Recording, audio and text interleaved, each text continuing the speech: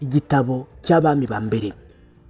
Mu minsi ya nyuma y'umwami Dawidi, ubwo Dawidi yarageze mu zabukuru, iki gihe Dawidi yari afite intege nke, yari agifite imbaraga zo kuyobora neza nk'uko byari bisanzwe mbere.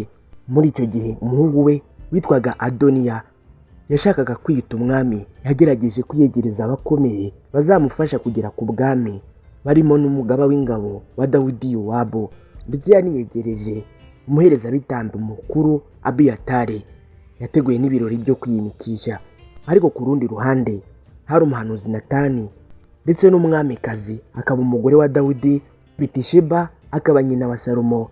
Bamenye uwo mugambi, bajya kubibwira umwami Dawidi nubwo yarageze mu zabukuru ko Adoniya agiye kwiyita umwami, kandi ko byari kunyuranya n'uko Dawidi yari yarasezeranyije Salomo ko ari buzamusimbura. Dawidi ahita ategeka ko Salomo ashyirwa ku ngoma. Salomo asigwa amavuta n'umutambyi Sadoki mu mujyi wa Gihoni. Abantu bose barabyishimira, gusa Adoniya n'abari bamushyigikiye bumvise urusaku rw'ibyishimo, bamenya yuko Salomo yabaye umwami, bahita batatana. Adoniya asaba imbabazi, Salomo aramubabarira, ariko amubwira yuko naramuka yongeye gukora ikibi azahita apfa. Nyuma y'igihe gito Dawidi yaje gupfa ubwo yari amaze gutegeka Isiraheli imyaka 40. Salomo yatangiye gutegeka igihugu cya Isiraheli. Salomo amaze kuba umwami, yashimangiye ko ari umwami ushoboye kuyobora Isiraheli. Adoniya, wa wundi wari uhanganiye ubwami na Salomo, yongeye gusaba Batisheba nyina wa Salomo ngo amusabire kuri Salomo umwami, amusabire Abishagi. Uyu mukobwa yari umukobwa wari waratoranyijwe ngo asajishe Dawidi. Salomo akibyumva ntabwo yabyakiriye neza, kubera yuko kino cyifuzo cyafashwe nk'ikimenyetso cyo kwifuza ubutegetsi, kubera yuko uwo mukobwa yari nk'umwamikazi cyangwa se umugore w'umwami Dawidi wari warigendeye yarapfuye. Yahise ategeka yuko Adoniya yicwa. Salomo kandi yahannye cyane bikomeye abari bashyigikiye Adoniya. Abo barimo umuherezabitambo mukuru Abiyatari akurwa ku murimo w'ubutambyi, ndetse na Yowabu yarishwe, na Shimeyi nawe aricwa nyuma yo kurenga ku itegeko yari yahawe. Ibi byatumye ingoma ya Salomo ikomera cyane, irasagamba. Noneho umunsi umwe ubwo Salomo yari ari i Gibewoni, Imana yamubonekeye mu nzozi maze iramubwira iti saba icyo ushaka. Salomo ntiyigeze asaba ubutunzi cyangwa se gutsinda abanzi, ahubwo Salomo yasabye umutima w'ubwenge kugira ngo abashe kuyobora abantu neza.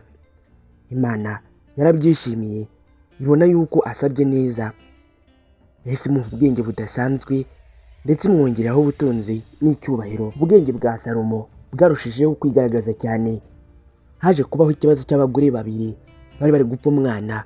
Umwe yavugaga yuko ari uwe, n'undi nawe ati n'uwanjye. Salomo mu buhanga bwinshi yategetse yuko uwo mwana agabanywamo kabiri, ariko nyina nyakuri yahisemo kumurekera uwamushegeraga kugira ngo byibuze uwo mwana abeho. Salomo yahise amenya yuko nyina w'ukuri ari uwo nguwo wamugiriye imbabazi. Abantu bose batangariye ubwo bwenge bwa Salomo. Salomo yakomeje kuyobora igihugu cya Isiraheli neza, maze gitera imbere, kigira amahoro. Abantu barasagamba, babaho mu byishimo. Ubwenge bwa Salomo bwarenze imbibi z'Abayisiraheli. Abantu bakava mu bihugu bitandukanye bakaza kumugisha inama kubera ubwenge yari afite. Salomo yanditse indirimbo nyinshi ndetse anahimba imigani myinshi. Kimwe mu bikorwa bikomeye umwami Salomo yakoze harimo kubaka urusengero cyangwa se ingoro y'Imana i Yerusalemu. Se Dawidi yapfanye mu mugambi wo kuzubakira urusengero Imana, gusa Imana yamubwiye yuko umuhungu we ari we uzarwubaka. Salomo rero yakoranye n'umwami w'Itiro witwaga Hiramu. Uyu mwami yahawe umwami Salomo ibiti by'imyerezi ndetse n'abakozi b'abahanga cyane, maze bubaka urusengero. Byabafashe imyaka 7 kugira ngo rube rwuzuye, gusa rwari urusengero rwiza cyane rwuzuyemo zahabu ndetse n'indi mitako myinshi. Isanduku y'isezerano izanwa muri rwo, maze igice cy'icyubahiro kibudika aho ngaho. Haba ahantu hera cyane, Salomo asenga isengesho rikomeye, asaba Imana ko izumva amasengesho y'abantu bayo igihe cyose bazaba bayitakambiye. Imana yaje kubonekera Salomo imubwira yuko izaha umugisha igihugu ndetse n'abantu nibakomeza kuyumvira. Umwami Salomo yarushijeho gukungahara cyane, yubaka ingoro nini kandi nyinshi, yari afite ubutunzi bwinshi cyane. Zahabu zari nyinshi cyane i Yerusalemu, n'ifeza zabonwaga nk'ikintu gisanzwe. Salomo kandi yari afite amagare menshi y'intambara, afite amafarasi menshi, ndetse afite n'ubucuruzi bukomeye. Ibyo byarushagaho gutangaza abanyamahanga. Nibwo umwamikazi w'i Sheba yaje kumusura azanywe no kwigenzurira ko ibyo bavuga byose kuri Salomo ari ukuri. Ageze i Yerusalemu yaratangaye cyane, abona ubutunzi n'ubwenge bwa Salomo, ahita avuga yuko ibyo yari yumvise ari bike ugereranyije n'ibyo yiboneye. Nubwo Salomo yari afite ubwenge bwinshi, yahuye n'ikigeragezo gikomeye, yakoreyemo ikosa rikomeye. Yashatse abagore benshi cyane baturutse mu mahanga atandukanye. Abo bagore batumaga yambaza kandi agasenga ibigirwamana. Salomo yubakira ibigirwamana n'insengero ku misozi igiye itandukanye. Imana iramurakarira cyane, ibwira Salomo ko ubwami bwe buzacikamo ibice nyuma y'urupfu rwe. Ariko kubera isezerano rikomeye Imana yari yagiranye na Dawidi, itazatuma ubwami biva mu muryango wa Dawidi. Salomo nawe amaze gutegeka imyaka igera muri 40 yaje gupfa. Umuhungu we Rehobowamu aramusimbura ku ngoma.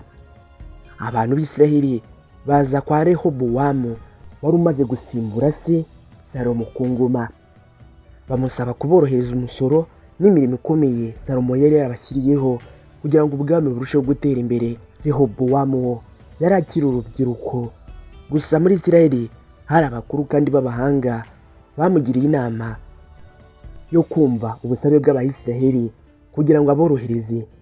Ariko inshuti ze z'urubyiruko zari zimuri hafi zamugiriye inama zo kutoroshya imisoro cyangwa se imirimo, ahubwo akarushaho kubakanika. Rehobowamu ntiyumvisha abo bakuru, ahubwo yahisemo kubakanika.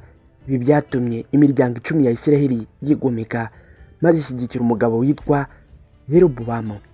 Yerobowamu nibo bashatse yuko ababera umwami, bityo igihugu kigabanyamo kabiri. Habayeho ubwami bwa Isiraheli bugizwe n'imiryango 12 ya Isiraheli buyobowe na Yerobowamu, ndetse habamo n'ubwami bwa Yuda buyobowe na Rehobowamu wari umuhungu wa Salomo. Yerobowamu wari uyoboye Isiraheli icyo gihe yatinye yuko abantu bazajya gusengera i Yerusalemu maze bagasubira mu biganza by'umwami Rehobowamu. Nibwo yabwiye rubanda gukora inyana za zahabu 2, imwe ayishyira i Beteli indi i Dani.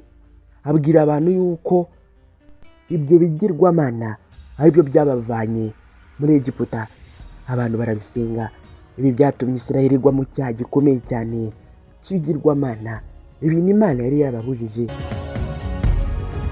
Abami bagiye bakurikirana basimburana kenshi gashoboka muri Isiraheli, kandi nabo bagiye barangwa no gukorera ibigirwamana muri Yuda. Gusa ntihabuze n'abandi bami bagiye barangwa no gukora ibyiza.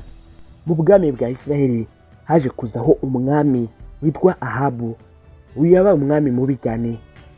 Yashakanye n'umugore witwa Yezebeli. Yezebeli yasengaga ikigirwamana cyitwa Bali, yari agishyigikiye birumvikana. Muri icyo gihe rero haje kuza umuhanuzi ukomeye witwa Eliya. Eliya atangaza yuko nta mvura izagwa mu gihugu kugeza igihe azabivugira. Mu gihugu koko habaye amapfa akomeye, imyaka 3 irashira. Mu gihe cy'amapfa Imana yagaburiraga Eliya mu buryo butangaje cyane ikoresheje inyoni, ndetse Eliya yamukoresheje igitangaza, azura umwana w'umugore wari wamucumbikiye. Eliya yaje guhamagaza Ahabu ndetse n'abahanuzi ba Bali 450 ku musozi wa Karumeli, basaba yuko kuri buri ruhande bategura ibitambo, maze ibyo bitambo bakabitura. Iby'Imana irishimira ikohereza umuriro ikabitwika. Abo ku ruhande rwo mu ijuru ndetse n'abo ku ruhande rwa Bali bose bari biteguye. Bavuze yuko Imana iri buze gutwika ibyo bitambo ikoresheje umuriro, araba ariyo Mana y'ukuri. abahanuzi ba Bali basenze umunsi wose ariko nta muriro ndetse n'igisubizo na kimwe bigeze babona.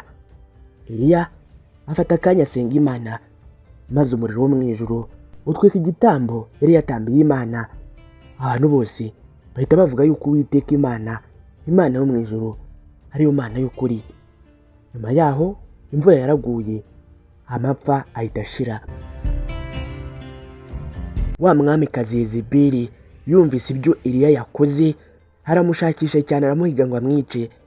Eliya abimenye aratinya, arahunga ajya mu butayu. Ageze aho arananirwa, ashaka no gupfa, ariko Imana yamwoherereje umumarayika wo kumufasha, aramworohereza, aramukomeza amuha ibyo kurya. Imana iza kumubonekera ku musozi wa Horebu mu buryo budasanzwe, aho Imana itaje mu muyaga, aho itaje mu mutingito cyangwa se nyamugigima, aho Imana itaje mu muriro, ahubwo ikaza mu ijwi rituje kandi rirunguruye. Haciye igihe Ahabu yaje kwifuza umurima wa Naboti, maze Yezebeli wari umugore we ategurira umugambi mubi Naboti ngo yicwe, maze Ahabu afata umurima we. Eliya yahise atangariza Ahabu ko Imana izahana Ahabu ndetse n'urugo rwe kubera icyo cyaha. Noneho mu rugamba rw'Abasiriya Ahabu yaje kurukomerekeramo cyane, maze arapfa, amaraso ye arigatwa n'imbwa nk'uko Eliya yari yarabimuhanuriye. Iki ni igitabo kigomba kutwigisha yuko mu bintu dusaba tugomba gusaba neza. Salomo yasabye ubwenge, maze Imana imwongerera ubutunzi ndetse n'icyubahiro.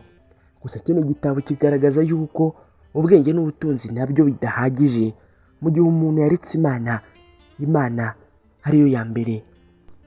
Iki ni igitabo kitwumvisha ko kandi buri gihe hahoraho ingaruka z'icyaha. Uwakoze icyaha byanga bikunda abazahura n'ingaruka zacyo.